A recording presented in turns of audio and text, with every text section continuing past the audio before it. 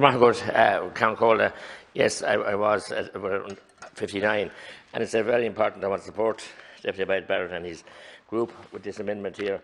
And you know what I mean? It's to do an assessment, you know, and about the CCRSS scheme and the whole evaluation of it and how it's functioning and working. And we all know that these schemes were introduced in a hurry, and you know there wasn't much time, and you know they're broadly based. But look, there are certain cohorts out there that are not, haven't been embraced at all, you know, from the point of view of the scheme. And, you know, publicans, if they were over 66, bus driver, taxi driver, or taxi driver, you know, and owners, sorry, not drivers, sorry, these are owners of taxis, self-employed, the ready-mix truck, all those cohorts of people are huge. The music industry and the arts industry, they all, well, some of them are very big and they're very great bands and great following all over the world, from Nashville to Ballydehob.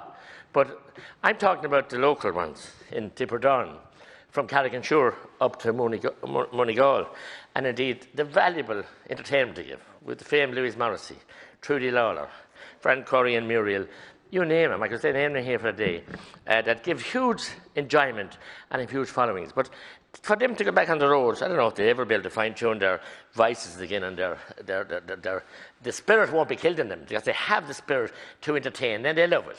And they get empathy back from the full halls and the full venues and in cultural centre in Brew, and they travel far and near, but they have to have a van, you know, to deliver their equipment.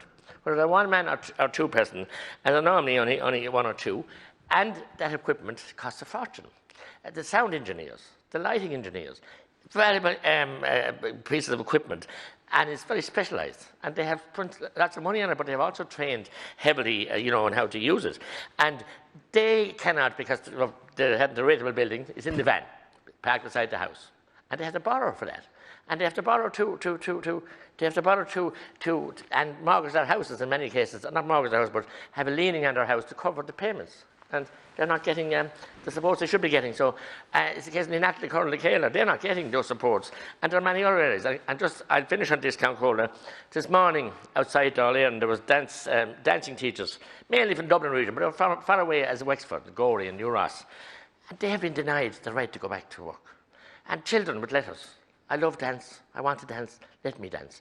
All primary dance. I'm into the Irish dancing, as Deputy Ray said last night, but everything, white ballet to performance arts, everything. And they have massive studios, safe places. When you think of 30 children in a classroom in a prefab, with a teacher, mentor, and maybe 2 special needs assistants, and so in a small area, they have dance studios 4 times as big as that, proper ventilation.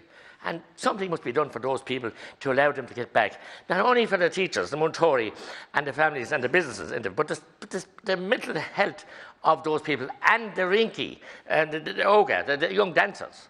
No matter what it is, whatever kind of dance, you know, and they're wide and varied, and many that I've never even embraced, some of them have seen them, and they want to dance. Because it's not fair. If you were buying a girl in a dance school and they're not allowed to dance or get tuition, the boy can go to GA matches and train, or rugby or soccer.